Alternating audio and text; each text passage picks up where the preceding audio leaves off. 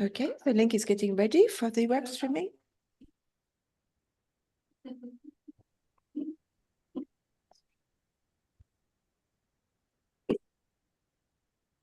Okay.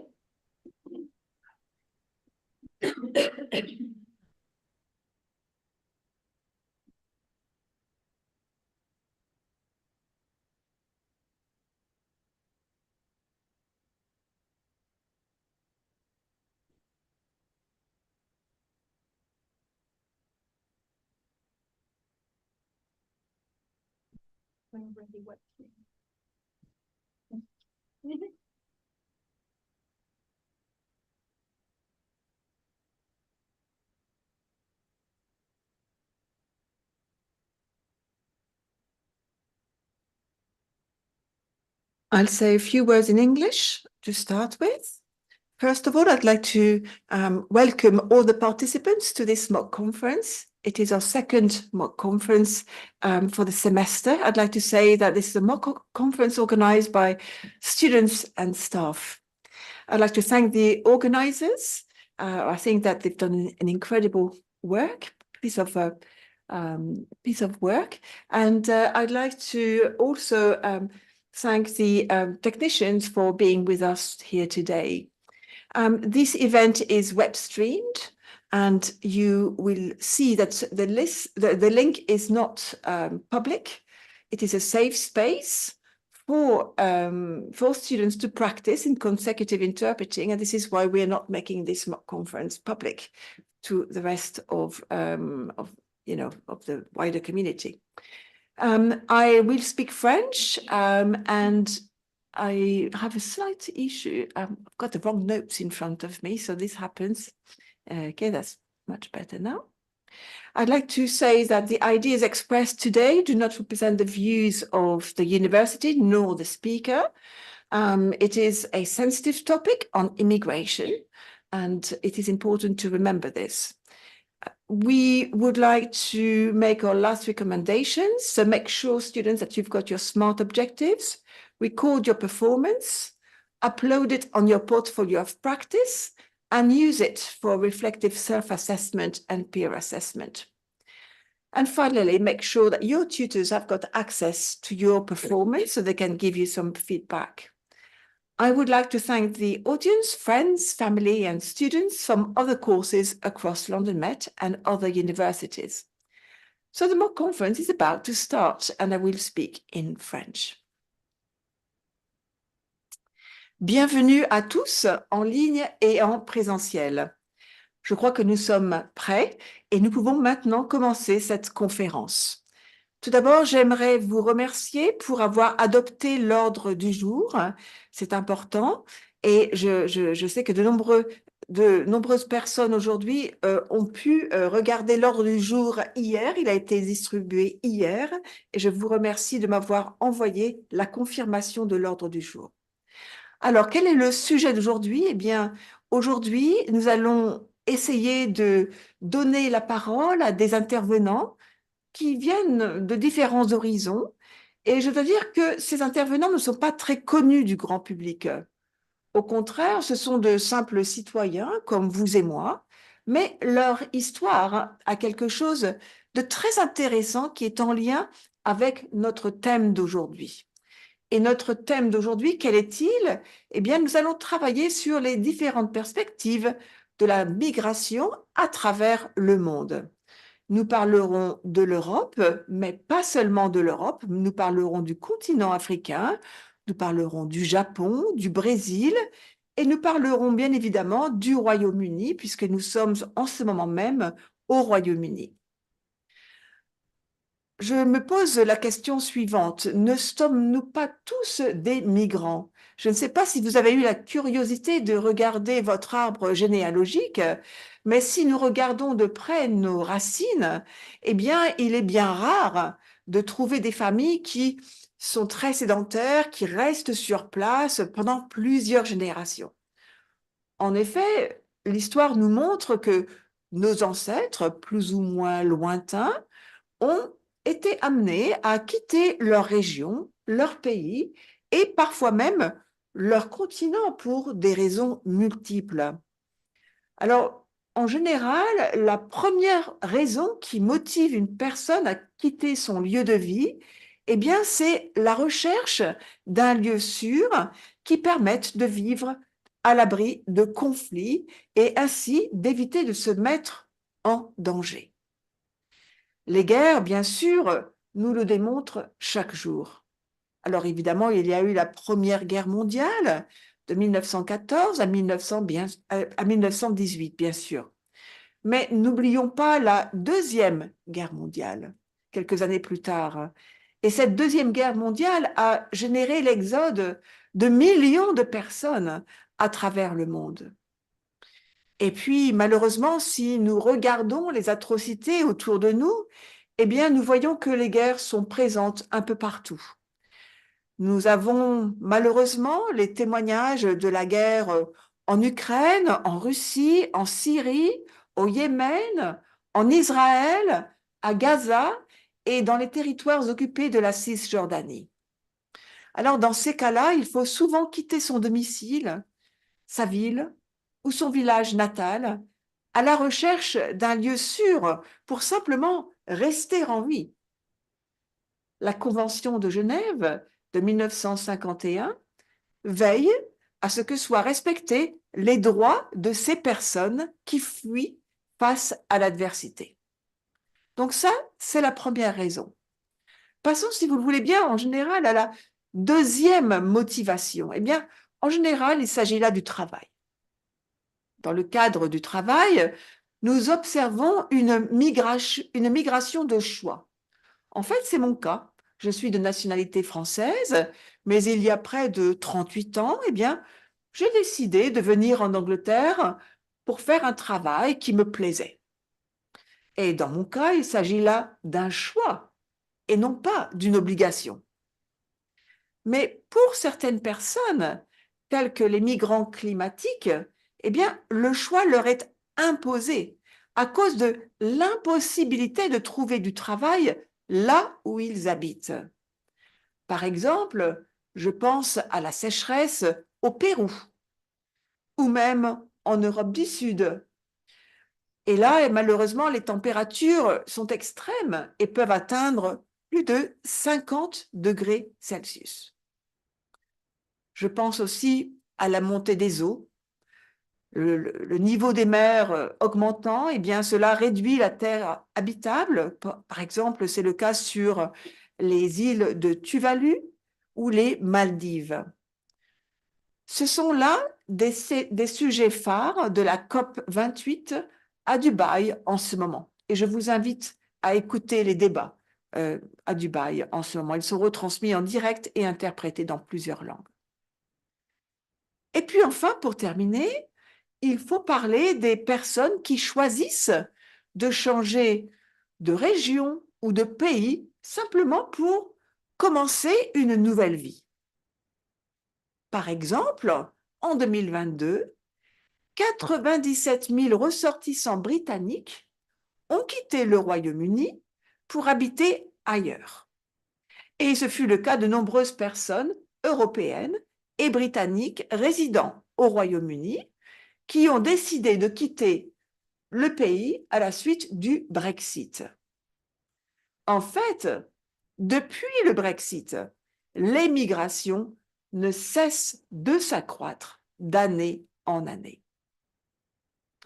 Mesdames et messieurs, j'espère avoir planté le décor pour ouvrir notre conférence. Sans plus tarder, j'aimerais donner la parole à notre première intervenante, Irina Gvitko, représentante de l'Agence de l'Union européenne pour l'asile, l'AUEA. Le temps de parole de chaque intervenant est de 5 à 6 minutes et je vous demanderai donc d'être ponctuel de façon à ce que le temps soit réparti de façon équitable pour tous. J'aimerais vous rappeler que c'est grâce à l'interprète que nous pourrons communiquer. Alors, nous allons d'abord écouter mon interprète, que je remercie et qui va vous interpréter ce que je dis en anglais. Et puis, je donnerai la parole à Madame Gvitto lorsque l'interprétation sera terminée. Je vous remercie.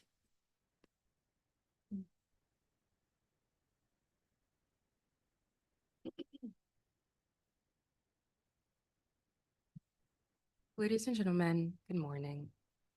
Welcome to this conference on immigration, on the several aspects of immigration. The goal for our conference today is to give a platform to people who are not very well known by the general public. In fact, some of these people are regular people, mere citizens like you and I. But those regular people have incredible stories that tie into our topic today, which is the different perspectives to migration across the world. So we're going to be talking about Europe today, but not only, as we're going to be talking about the African continent, Japan, Brazil, and of course, the UK. But ladies and gentlemen, I have a question for you. When we think about it, are we not all migrants? When we look into our family's history, it is really rare to find that our ancestors have remained sedentary or have not moved at some point. History shows that people migrate for many reasons. The first one being the search for safety, mainly fleeing wars. In terms of wars, we have some very famous examples, some sadly famous examples, such as the First World War, which occurred between the years of 1914 and 1918, the Second World War, which occurred between 1939 and 1945, which generated a big exode. In terms of wars, we have other more current examples, such as the war in Ukraine, Russia, Syria, the occupied West Bank territories, Israel, and people often have to flee just to stay alive.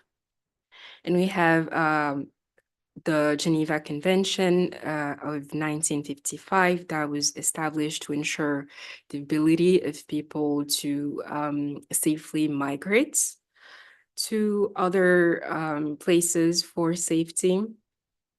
The second reason people emigrate has more of a choice aspect to it, as it is work migration.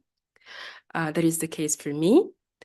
38 years ago, I chose to move here to the UK, even though I am French, to do a job that I like. So as you can guess, I made a choice, and I was not forced to emigrate, which is often the case for climate migrants, for example, people who can't find work in their homeland. For to give a few examples, we could talk about Peru with the droughts there, or South Europe with extreme temperatures often rising to 50 degrees. We could also talk about the rising tides, which decrease the amount of habitable land, such as in the Maldives or in Tuvalu. That's actually a key topic in the COP28 currently happening in Dubai. And the third reason could just be to start anew. Some people decide to move just to start over, to start a new life. And that was the case for 97,000 British people in 2022 who chose to leave the UK to move elsewhere.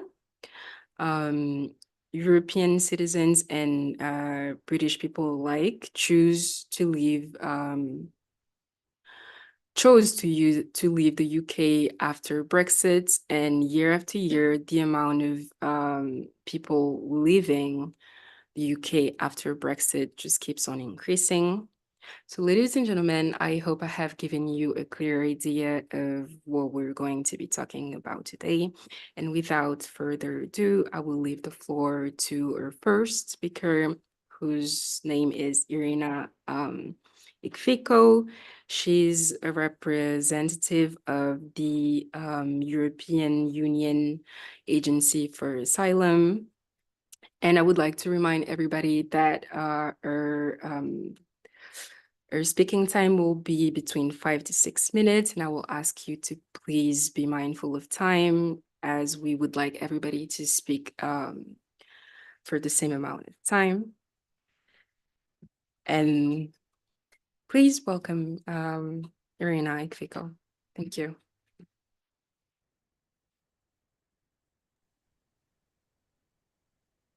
Hello, my name is Irina, and I'll be speaking in Russian.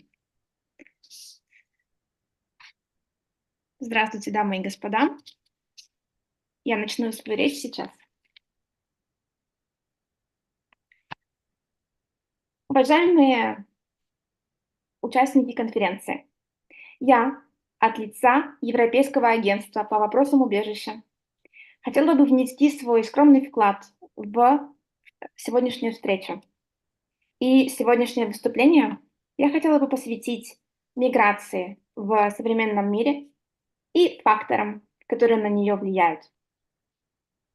В последнее время мы все чаще и чаще слышим высказывания о том, что миграция стара как человечество и всегда была частью человеческого существования. Однако сейчас мы вправе утверждать, что мы живем в веке миграции.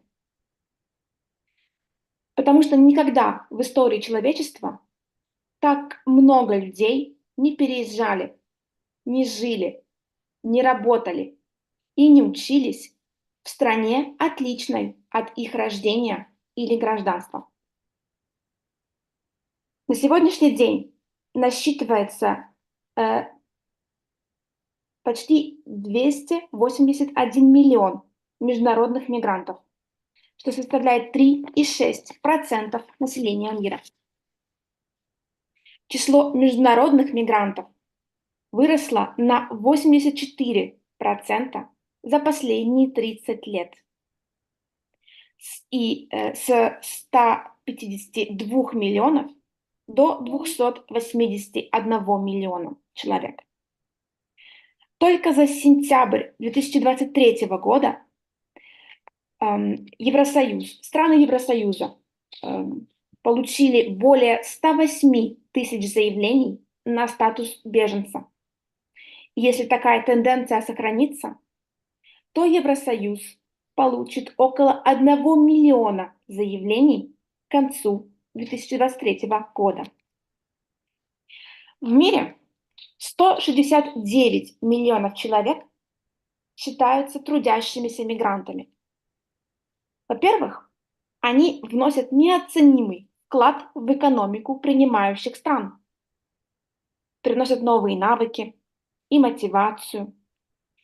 А с другой стороны, они также выполняют ежегодно денежные переводы на сумму не менее 800 миллиардов долларов США своим семьям в родные страны.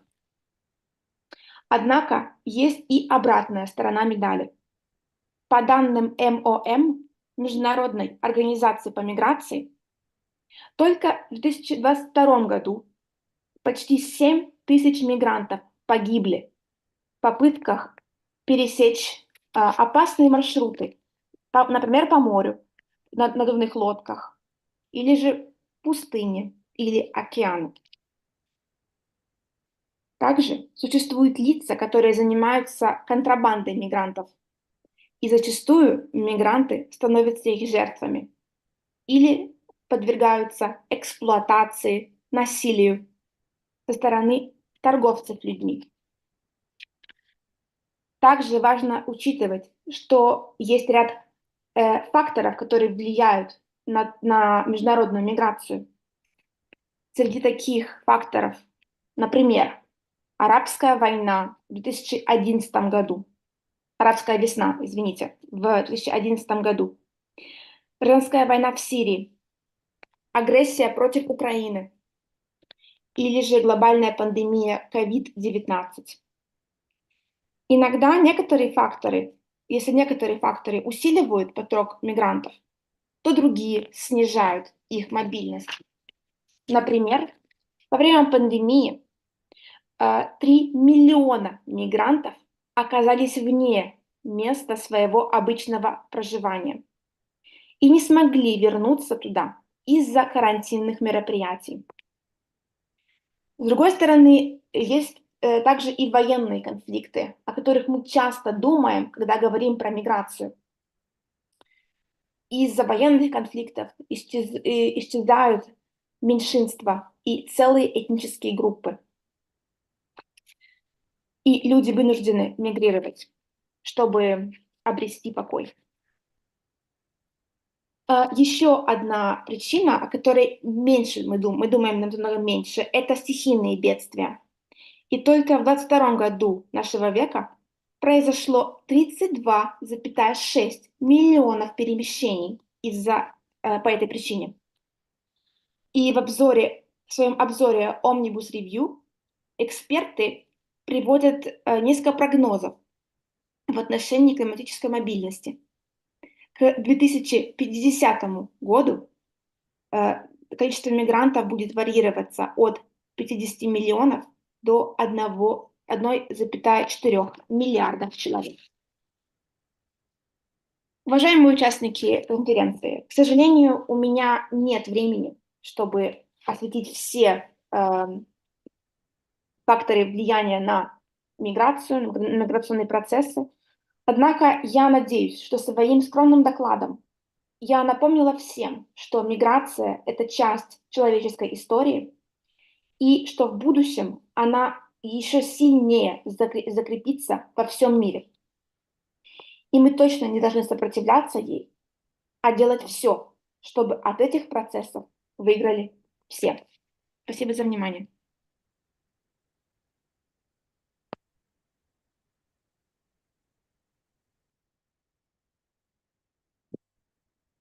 Good morning, dear conference participants.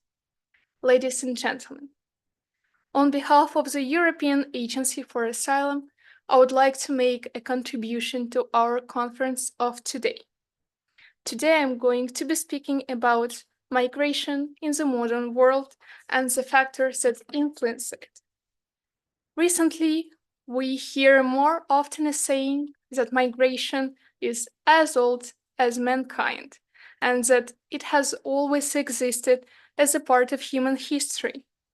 However, now we can surely say that we live in the century of migration, because never before we saw so many people moving, living, working, studying in countries that are different from their home country or the country they possess a citizenship of. Nowadays, we're talking about 281 million of international migrants, and that consists of 3.6% of the world population. The number of international migrants has increased by 84% in the last 30 years, from 152 million to 281 million. And only in September of this year, European Union received more than 108,000 asylum applications. If this trend persists, the EU, by the end of the year, will receive approximately 1 million of asylum applications. Also, this group is composed of 169 people who are considered to be working migrants. And this has a positive effect because they boost the economy of receiving countries.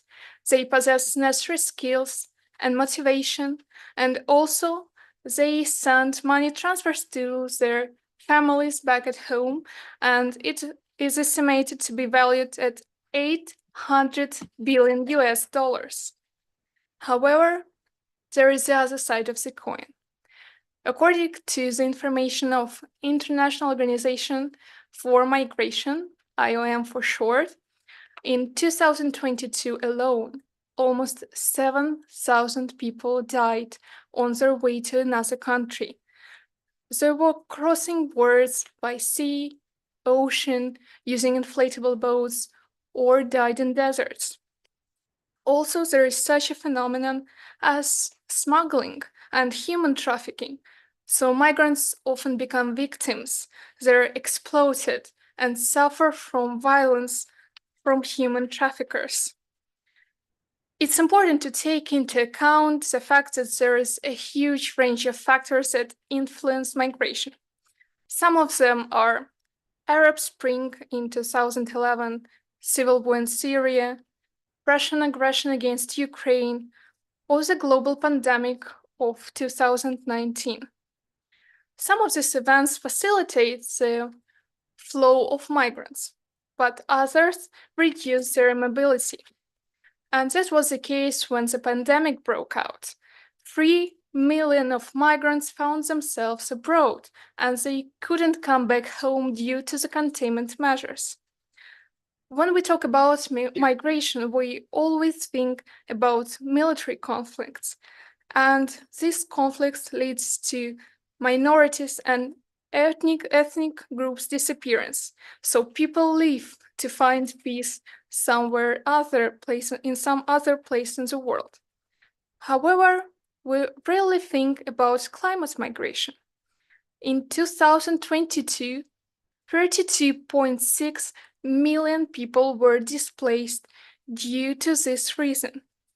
And according to the forecast of the Omnibus Review, by year 2050, the number of climate migrants will be in the range from 50 million to 1.4 billion. Dear participants, unfortunately, I cannot name all the factors that influence immigration because my time is limited. But I hope my speech reminded you that migration is a part of human history, and migration is here to stay. So we shall not resist these processes, but try our best to turn it to our advantage. Thank you. J'aimerais remercier notre intervenante, Madame Irina Gvitko, qui nous a véritablement peint une toile de fond très intéressante. Elle rappelle un petit peu les points que j'ai énumérés pendant mon introduction. Mais certains chiffres sont véritablement des vérités que nous devons regarder en face.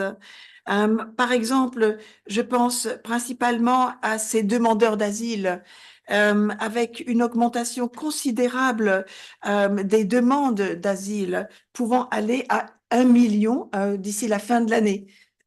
Pardon.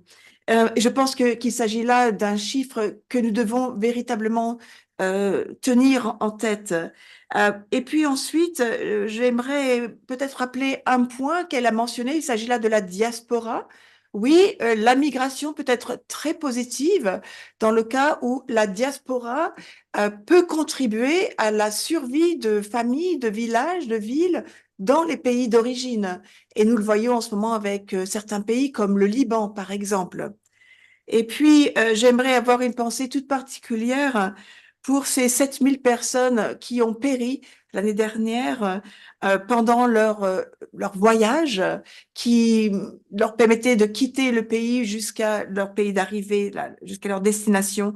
Et Madame Gvitko nous a rappelé que ces personnes étaient décédées quelquefois dans des pays en transit, mais également dans le désert ou en mer, dans des petites embarcations de fortune. Le trafic humain existe, l'exploitation existe, et les personnes qui se retrouvent déplacées, demandeurs d'asile ou réfugiés sont véritablement des personnes vulnérables. Et j'espère que nous allons reparler de ce point qui est très intéressant. Dans quelques secondes, nous entendrons notre intervenant italien. Il représente une NGO, une ONG, pardon, en français, et il va nous parler de la relation des ONG et du gouvernement italien en ce qui concerne la migration. Et nous savons que l'Italie a été très touchée depuis les 10 dernières années avec un afflux très important de migrants, notamment sur l'île de Lampedusa. Donc, sans plus attendre, j'aimerais donner la parole à Monsieur Théo Marciliano et je pense qu'il est avec nous en ligne. Je le remercie d'avance de sa contribution.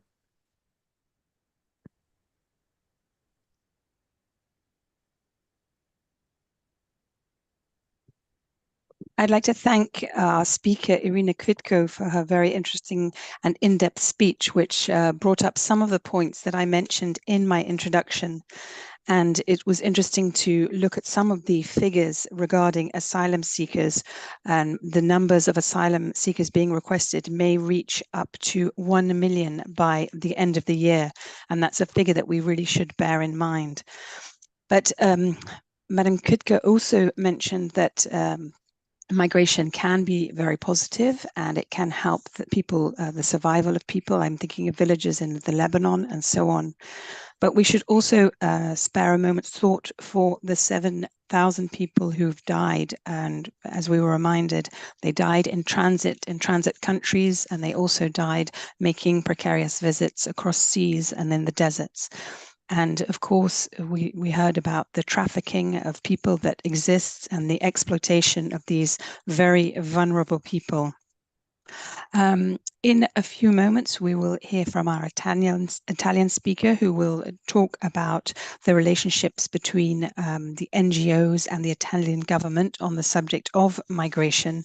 As we know, Italy has been hit by a lot of migration, particularly at Lampedusa, and we would like to welcome Teo, who will be speaking to us online. Thank you very much.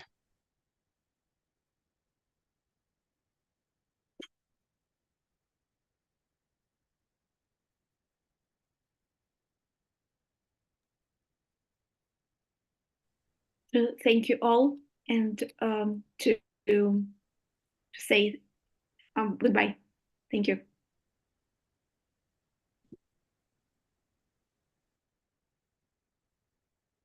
Okay, we're now welcoming Mr. Teo Marciliano. Buongiorno a tutti.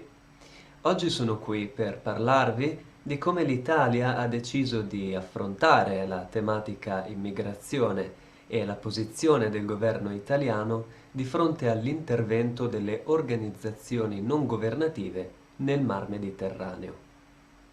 In una lettera mandata al cancelliere tedesco Olaf Scholz nel 2022, Giorgia Meloni ha espresso la sua disapprovazione verso i fondi stanziati dalla Germania alle ONG, suggerendo di investirli nello spostamento e nel mantenimento dei migranti in territorio tedesco. La presidente Meloni afferma che con questo atto il numero di partenze di imbarcazioni precarie e quindi immigrazione clandestina aumenterà. Ecco, a questo proposito vorrei ricordare un principio fondamentale della Convenzione di Dublino, ovvero il primo Stato membro in cui viene registrata una richiesta di asilo o vengono memorizzate le impronte digitali è responsabile della richiesta d'asilo di un rifugiato. Ciò nonostante, nell'ottobre 2022 la Premier ha deciso di agire e di bloccare i soccorsi marini delle ONG, iniziando una politica chiamata porti chiusi. La suddetta politica ha bandito l'attracco di navi con a bordo oltre 3.000 migranti salvati tra la Libia e Malta, perché ritenuti fuori legge. Per il governo questa politica non è in linea con lo spirito delle norme europee e italiane in materia di sicurezza e controllo delle frontiere e di contrasto all'immigrazione illegale.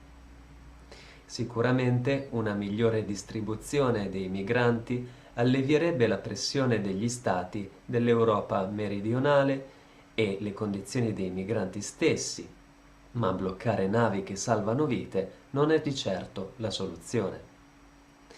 E di fatto siamo nel 2023. I migranti continuano il loro viaggio in cerca di una vita migliore, affidandosi a trafficanti di esseri umani con tutti i rischi che, come ben sappiamo, ciò comporta. L'unica differenza è che si è registrato un incremento nel numero di persone morte in mare. Nel 2018 è stato calcolato che il numero di migranti che non sono riusciti a portare alla fine il loro viaggio è di circa 1600. Nel 2022, invece, questa stima è aumentata. Stiamo parlando di più di 2000 morti, dei quali il 70% si è verificato dopo l'avviamento della chiusura dei porti per le ONG. Dunque, in questo discorso vi ho illustrato come l'Italia ha deciso di affrontare la tematica immigrazione. Da un punto di vista personale, credo che la situazione ci stia sfuggendo di mano. Il nostro governo non sta decisamente dando l'esempio per quanto riguarda il concetto di umanità. Come ho precedentemente spiegato, le persone che lasciano il loro paese sono alla ricerca di una vita migliore. Scappano da guerre, soffrono la fame e rischiano la vita tutti i giorni. E ciò nonostante, noi gli giriamo le spalle. Ritengo che questo comportamento mostri l'ipocrisia del governo italiano. Non dobbiamo infatti dimenticarci che più di 100 anni fa anche noi italiani abbiamo fatto la stessa cosa, emigrando anche a livello intercontinentale. Per esempio in Argentina, per le stesse ragioni per le quali queste persone stanno rischiando la loro vita per venire in Europa. La grande differenza è che per una varietà di ragioni a noi è stato concesso il sogno di una vita migliore, mentre a loro no. Vi ringrazio per la vostra attenzione.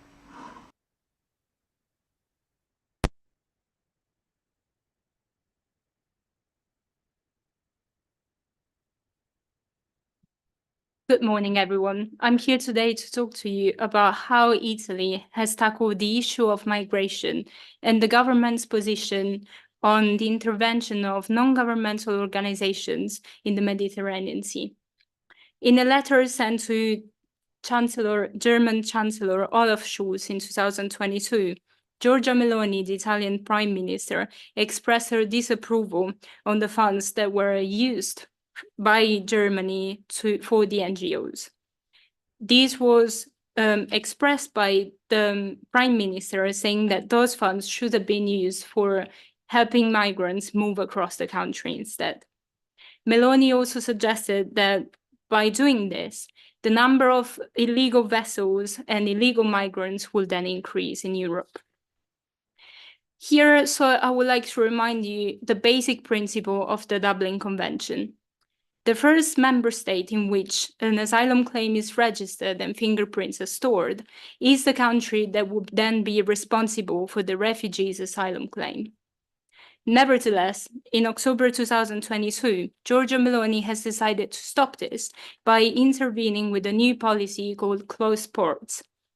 This policy blocks the help of NGOs, and by doing this, it blocks vessels. This led to blocking more than 3,000 migrants coming from Libya and Malta from the Mediterranean Sea. She said that this is not in line with the Italian and European rules that regard safety and border control. Certainly, a better distribution of migrants will help Southern European countries put pressure, obviously, but also help with migrant living conditions. However, we are now in 2023, and migrants still continue their journey, migrating every day, often relying on human trafficking with all the risks that this entails. The only difference is that the number we have registered, that the number of deaths at sea has increased. As a matter of fact, in 2018, the number of migrants who failed to finish their journey was 1,600. And in 2022, this number has increased to more than 2,000 migrants losing their lives. Additionally, it has been certified that 70% of these deaths have happened after the closed borders policy.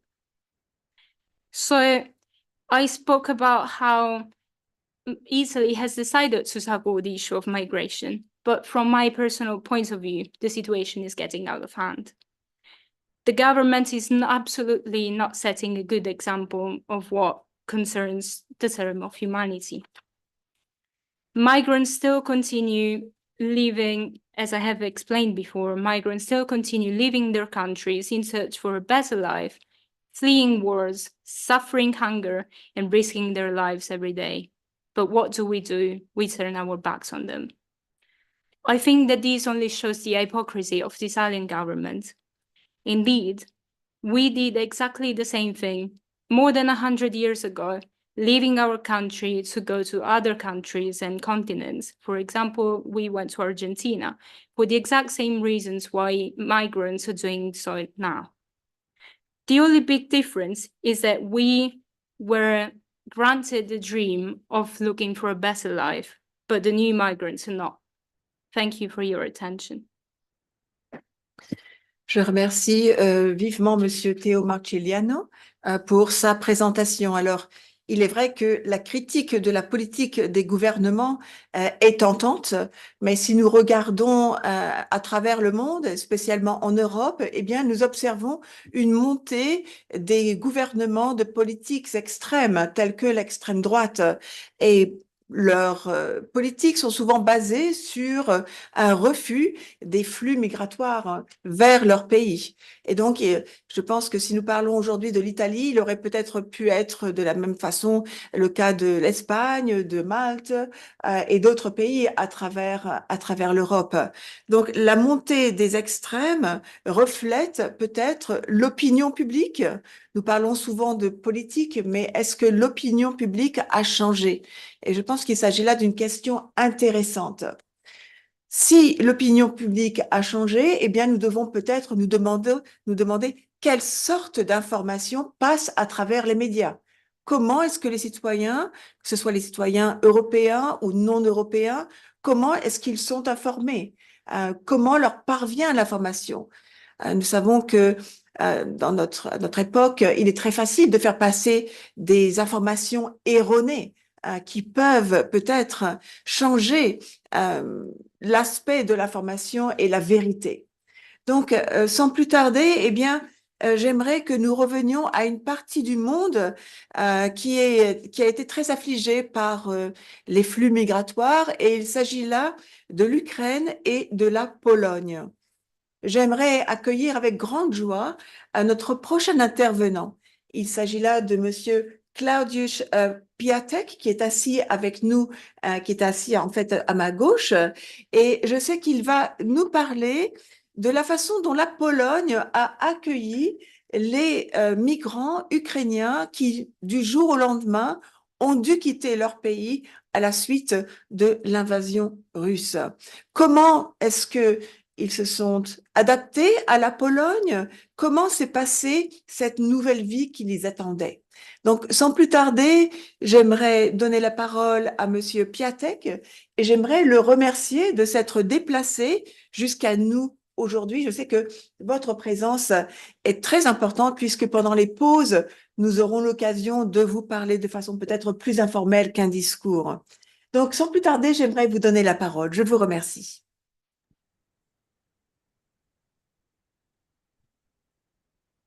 Thank you very much to Teo Marcigliani for his presentation and his interesting viewpoint on the government, the criticism of different governments.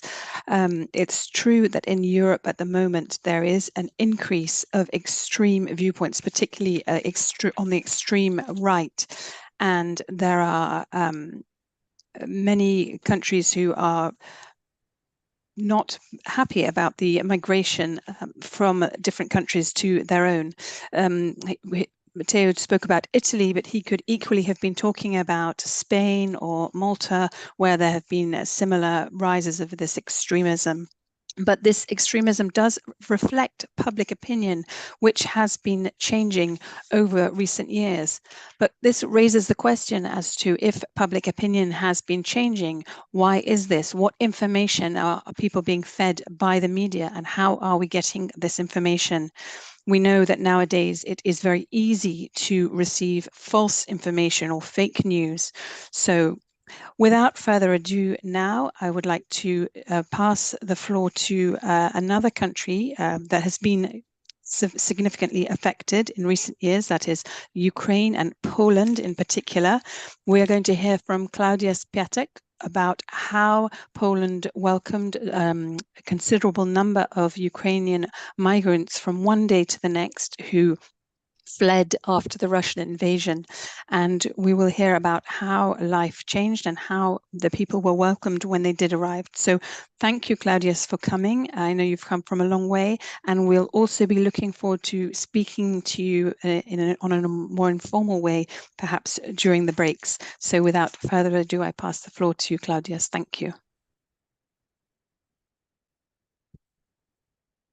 Szanowni Państwo, bardzo dziękuję za zaproszenie na dzisiejszą konferencję. Ja chciałbym pomówić dzisiaj na temat tego, jaką pomoc otrzymują ukraińscy uchodźcy ze strony Polski. Na początku warto wspomnieć, czym jest organizacja NRC, Norwegian Refugee Council, i jest to jedna z 5 największych organizacji humanitarnych pomagająca uchodźcom. NRC rozpoczęło swoje działania w Warszawie z początkiem wojny na Ukrainie w 2022 roku, a punktem tranzytowym była stacja Warszawa Wschodnia. Moja przemowa będzie podzielona na 2 części, na to jaką pomoc otrzymywali uchodźcy w roku 2022 i jaką pomoc otrzymują teraz.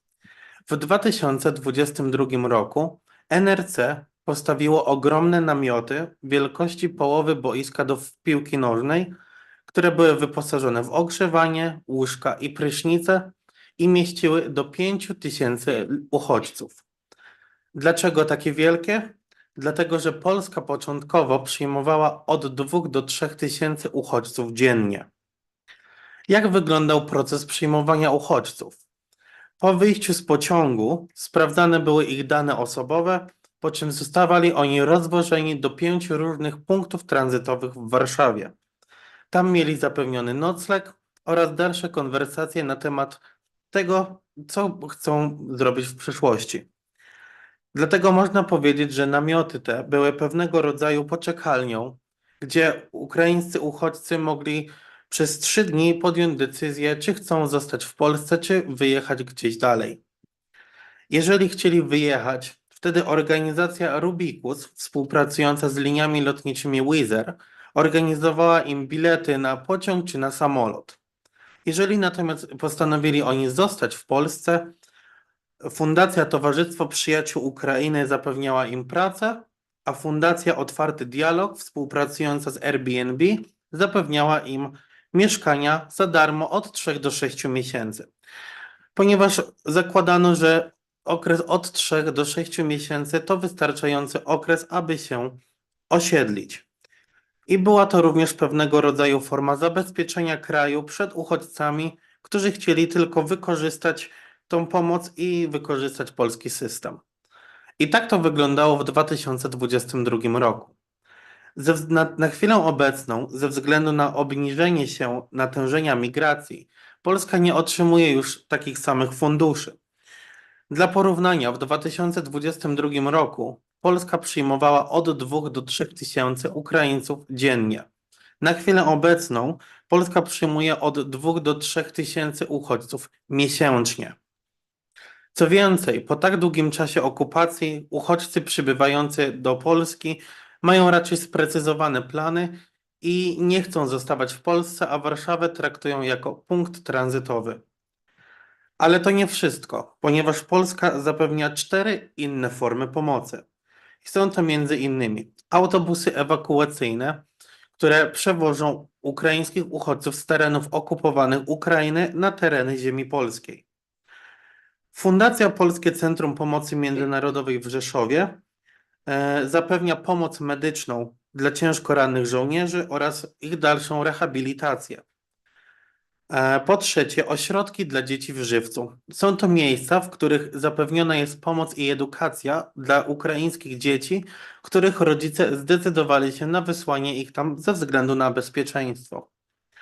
I po czwarte, Polska również współpracuje z Norwegią, Finlandią i Danią w celu przewiezienia uchodźców z Polski do wspomnianych państw, gdzie zostanie im udzielona dalsza pomoc. Dlatego, jak sami Państwo widzą, Polska od początku brała aktywny udział w pomocy dla ukraińskich uchodźców. I nawet teraz, po przyjęciu ich tak ogromnej liczby oraz z ograniczonym budżetem, Polska dalej jest i będzie przygotowana na pomoc tym, którzy jej potrzebują. Bardzo dziękuję. Good morning, ladies and gentlemen. Thank you for inviting me to today's conference. I would like to talk to you today about the assistance that Ukrainian refugees receive from Poland. I will start by explaining what NRC is, Norwegian Refugee Council. It's one of the 5 biggest humanitarian organizations in the world helping refugees. They started their activities in Warsaw at the very start of the Ukrainian war back in 2022. And what they initially done is that they've put up large tents the size of a football pitch. The tents were equipped with beds, heating and shower facilities, and they could accommodate up to 5,000 people. You may ask as to why were they so big?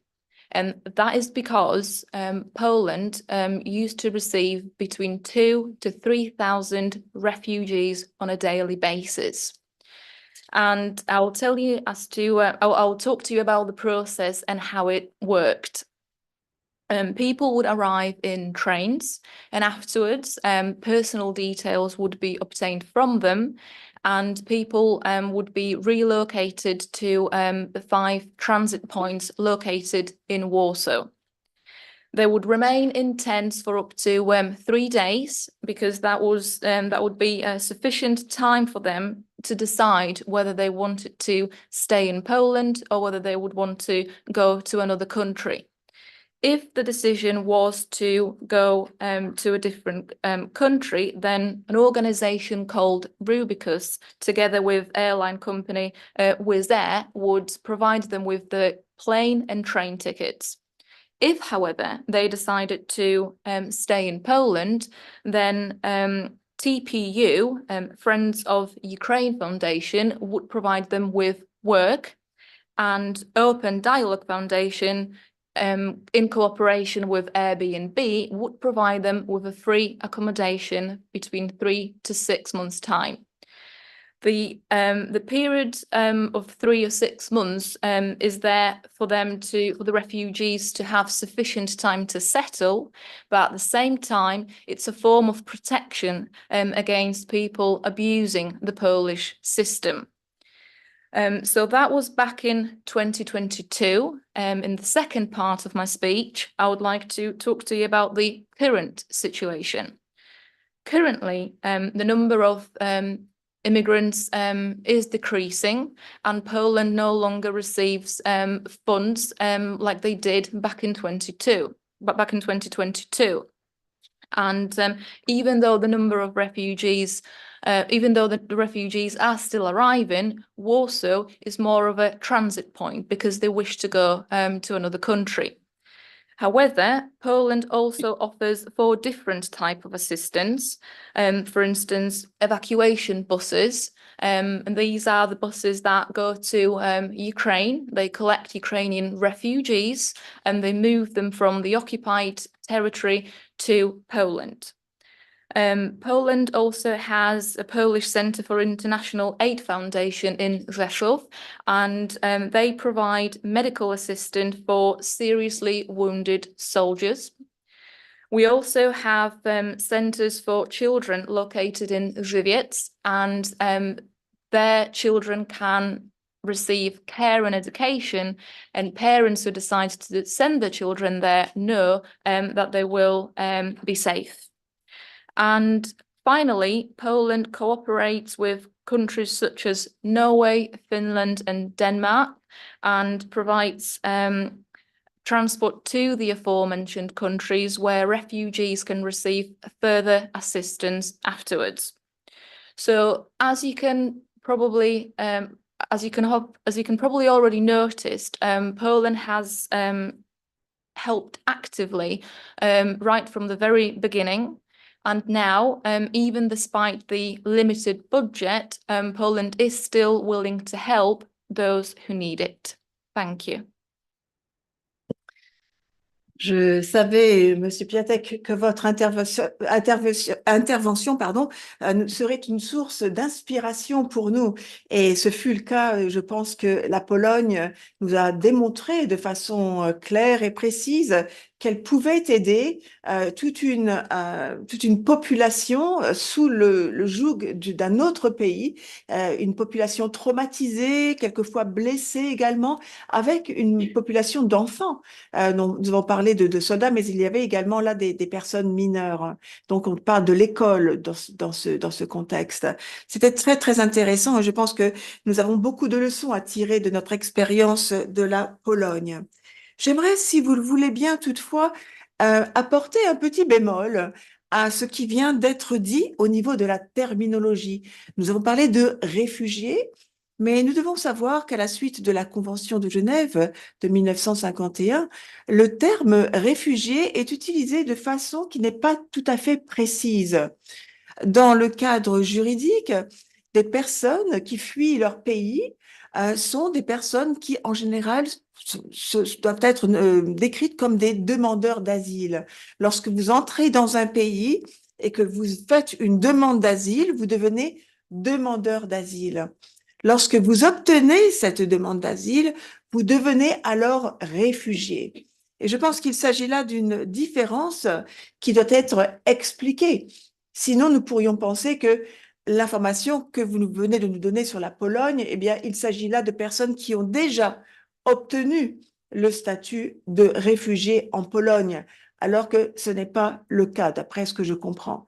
Je pense qu'il faut également rappeler que les personnes qui doivent quitter leur domicile pour des raisons de conflit ou de sécheresse, par exemple, mais qui ne sortent pas de leur pays sont des personnes déplacées. Et je pense que cette nuance est très importante à comprendre. C'est le cas, par exemple, en ce moment à Gaza, où les personnes sont déplacées. Elles ne peuvent pas sortir des frontières du pays. Donc, je pense qu'il s'agit là d'un point important à rappeler. Alors, nous approchons maintenant de la clôture de notre séance de ce matin et nous terminerons notre matinée avec une intervenante arabophone qui nous parlera de sa situation en France. Elle-même est soudanaise et elle va nous parler de ses conditions de vie en France. Je remercie à l'avance mon interprète pour interpréter ce que j'ai dit, puis ensuite l'interprète arabophone qui va nous permettre de comprendre ce que Madame Soumaya Salifou a à nous dire. Madame Salifou n'est pas avec nous en ce moment. Elle nous a envoyé un enregistrement et lorsque nous partagerons cet enregistrement, ne soyez pas choqués si vous voyez une personne qui ne bouge pas, c'est tout à fait normal. Cet enregistrement est un enregistrement audio seulement. Je vous remercie.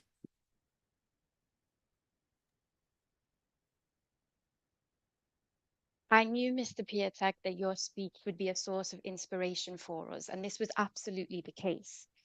From Poland, we have seen clear examples of what a country can do to help a traumatized and injured population. And this is also a population with lots of children. Yes, you mentioned soldiers, but there's also a lot of children in schools that are affected. So it was important to mention. And I think we all have a lot of lessons to learn from Poland. I would like to make a point focusing on some terminology. We often talk about refugees, and since the 1951 Geneva Convention, it's a term that has been used a lot. However, it's not always used in the most accurate way. We must remember that when a person leaves their country of origin, they are initially an asylum seeker, because when you enter a new country, you have to make an asylum application. It is only once you have obtained this asylum application that you will then become a refugee.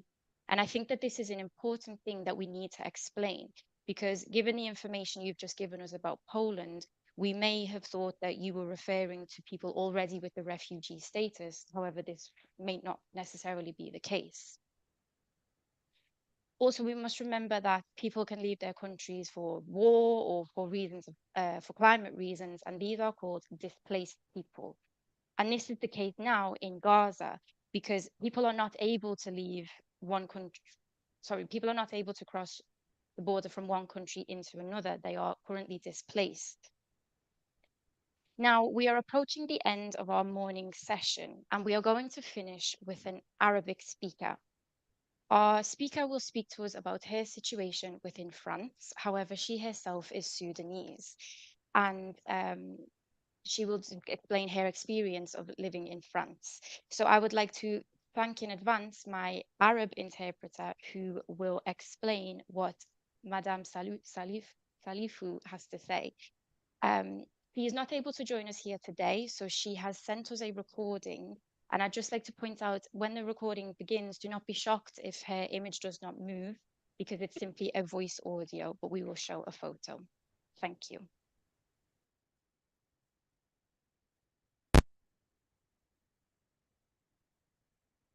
مرحبا، اسمي سمية صالح وأنا طالبة في جامعة لومان.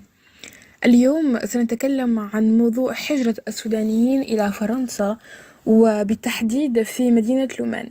منذ 9 أشهر في شهر أبريل 2023 اندلعت حرب بين جنرالين ما أدى إلى عنف قاتل وتسبب في ترحيل وهجرة الآلاف إلى مصر، الولايات المتحدة، المملكة المتحدة وفرنسا.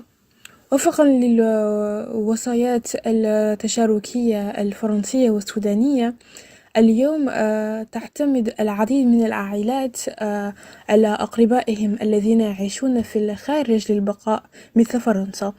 يتعرض هؤلاء الأقرباء على ضغط مالي هائل، حيث يقسمون إيراداتهم بشكل كبير لتلبية احتياجات عائلاتهم في السودان وهنا.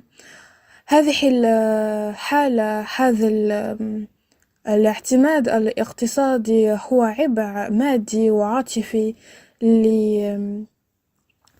لكثير من السودانيين في فرنسا، الذين يجدون أنفسهم يتناولون بين هذه المسؤولية واحتياجاتهم الخاصة، ويجدون أنفسهم غالبا ما يتعرضون للحرمان من قدرة التوفير بين مستقبلهم الخاص.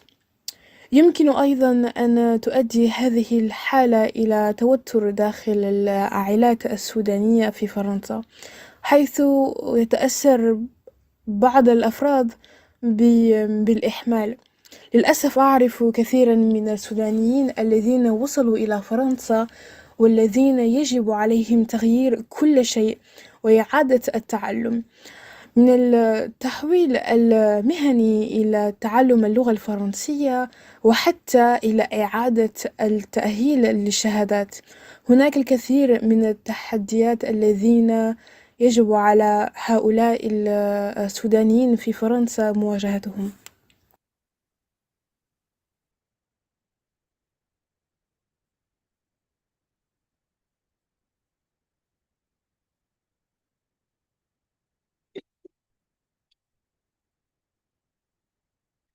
Hello, my name is Sumaya Saleh. I'm student here in France at the University of Lyon. Today, we're going to talk about the trips whose Sudanese people do from their country to France, especially here in this city. About 9 months ago, back in April, the war broke out between two generals, which caused deadly violence there, which led to thousands of people left their country towards Egypt, United States, UK, and France. We can add to that the partnership between France and Sudan helps a lot of people to come here to France. Also, is one more thing I want to add, which is the people in Sudan rely too much on the people here in France, and that put a lot of pressure on the people who are living here in this country. Why? Is because the need of people who are still living in Sudan, relying on the people who are living here, are at the point of economy. And that put, again, a pressure on the material ways and emotional ways. And from me, I know a lot of Sudanese people who comes to here to France, and their families in Sudan asking them for help all the time, and that put a lot of tension to these people here, which led to deprivation of their personal needs as much as causing more tension in between families themselves. And that caused, of course, the neglect to the people, because they're giving a lot of attention to help their families abroad in Sudan. And I know a lot of Sudanese who come here, they have to re-qualify themselves to get certified, they have to learn French, and they have to go and re-educate themselves. And all that causes a lot of challenges which they have to conquer and try to look after themselves. Thank you. Je pense qu'il était très important que nous ayons un témoignage comme celui que nous venons d'entendre. La diaspora, nous le savons, joue un rôle très important. Les membres de la diaspora, en général, arrivent dans un pays tel que la France, que nous venons d'en parler, l'Italie ou l'Espagne, et a une sorte de dette envers les familles et les amis qui sont restés au pays d'origine. En général, leur voyage est financé par un financement collectif de plusieurs personnes, et en échange, eh bien, ces personnes mettent tous leurs espoirs dans ce membre de la famille qui part pour un avenir meilleur et qui pourrait peut-être par la suite rendre la vie de ce village meilleure. Et c'est le témoignage que nous venons d'entendre, et je pense qu'il est très important.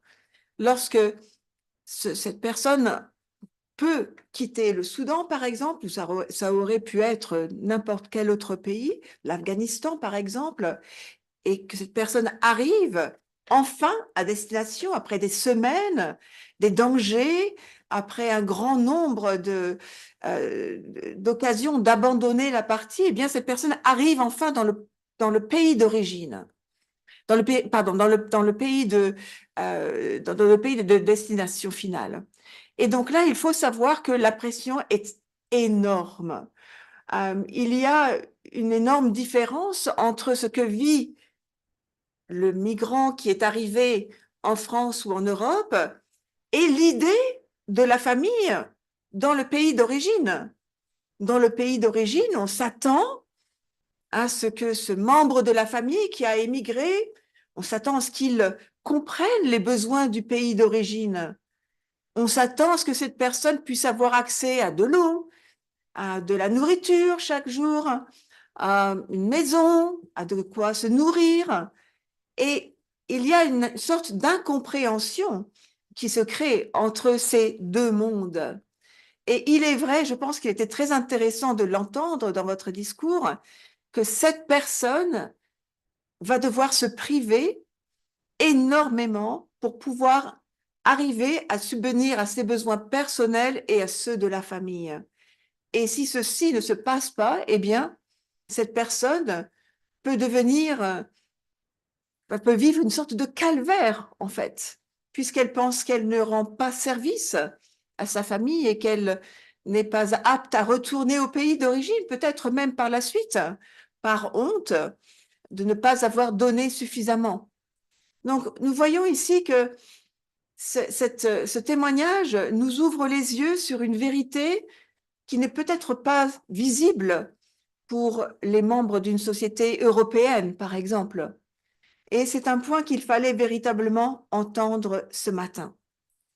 Alors, comme je l'ai dit, nous arrivons à la fin de notre intervention ce matin, à la fin de notre conférence. Je sais que nous allons avoir une pause déjeuner d'1 heure, mais il faut se souvenir des points principaux que nous avons entendus ce matin. Et nous venons mentionner l'idée de la diaspora et de son rôle dans les pays d'origine. Et je pense que nous devons également nous souvenir d'une idée très, très importante. La première, c'est que personne ne quitte son pays d'origine de gaieté de cœur. Si l'on pouvait rester dans son pays d'origine pour vivre en paix, avoir un travail qui permette de nourrir sa famille, eh bien, je pense qu'il n'y aurait pas de migration comme nous le voyons aujourd'hui. Cette migration, elle existe puisque l'écart entre les pays riches et les pays les plus pauvres ne cesse de croître. Et c'est cet écart qui devrait être à l'origine de notre réflexion, je pense. Nous avons également parlé de la vulnérabilité des migrants et des personnes qui risquent tout pour arriver vers un avenir meilleur. Et essayons de nous mettre dans la peau d'une de ces personnes qui quitte son pays un instant. Imaginez, par exemple, une personne européenne qui traverserait 10 pays à pied, sans argent dans sa poche, qui essaierait de traverser la Méditerranée dans une petite embarcation de fortune et qui arriverait à destination à bon port. Eh bien, dans les valeurs européennes ou américaines, eh bien, je pense que nous donnerions une médaille à cette personne pour son acharnement, pour sa motivation, pour sa résilience d'avoir accompli tous ces efforts. Mais au quotidien, des millions de personnes font exactement ceci. Et la façon dont nous les accueillons, eh bien, c'est tout à fait l'inverse de ce que nous ferions pour une personne européenne ou américaine. C'est une idée qui, je pense, doit faire son chemin dans notre esprit. Malheureusement, nous avons remarqué, grâce à notre intervenant italien, que les gouvernements ne sont le résultat que de votes et que les citoyens européens, malheureusement, votent pour des gouvernements qui sont de plus en plus extrêmes et de moins en moins accueillants vis-à-vis des migrants. Donc voilà, mesdames et messieurs, où nous en sommes ce midi, je dirais à la veille de notre déjeuner, qui aura lieu d'ici 15 minutes.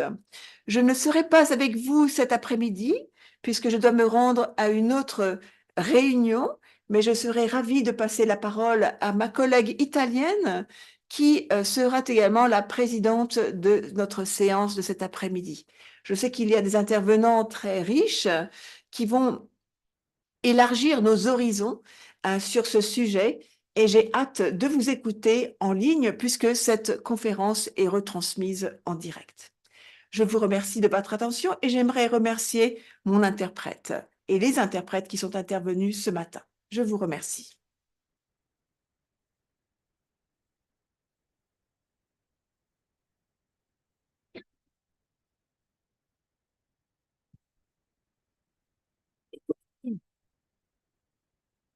Ladies and gentlemen, I believe testimonies like this one are very important. I believe the diaspora is very important.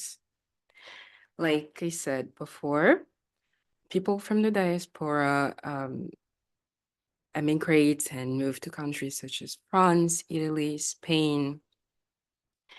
And the trips those people take on are often financed by their family and friends back home.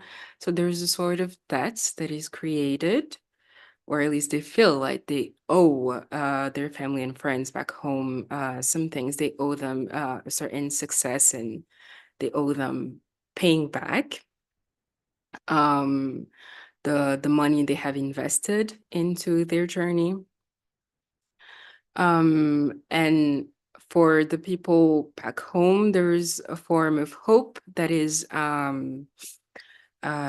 built and that is nourished, that the person who is able to leave and reach a new land will be able to send money back home, especially after they've taken on a rather treacherous journey. They've managed to reach their destination safe. The people back home often believe that they will be able to provide what cannot be accessed in the country. So therefore, there's a form of discrepancy between, the expectations and what it is actually for the person who immigrates. The people back home will often expect the person who immigrates to have access to water, food, house, and all those things that are not easily accessible in the origin country. And therefore, there's a form of miscommunication that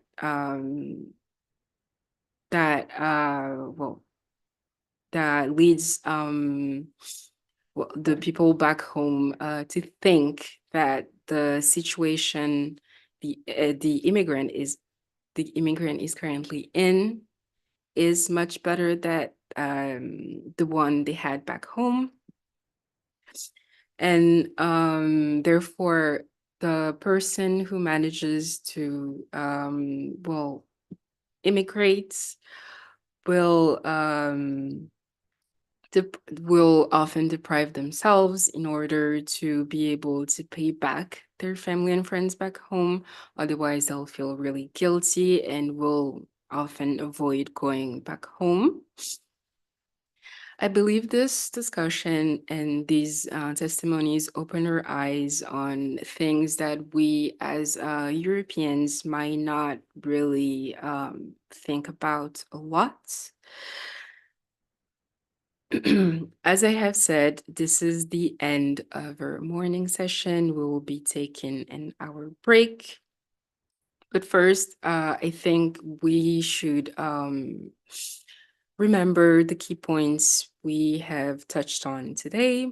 The first one being that nobody willingly leaves their homeland. If people could stay and have work and at safety, they would. They simply leave because people in poorer countries do not have access to essential amenities. And that is due to the gap between the poor and the rich. The second point is that migrants are extremely vulnerable, and we should try to get into their shoes to see things through their viewpoints rather than our privileged viewpoints. Let's imagine for a second that a European person took on such a treacherous journey, crossed 10 countries by foot or by sea in small boats, and managed somehow to reach their destination in the American or the European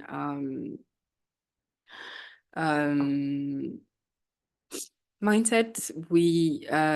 That person would be rewarded with a medal, but that is actually the case for millions of people in the real world.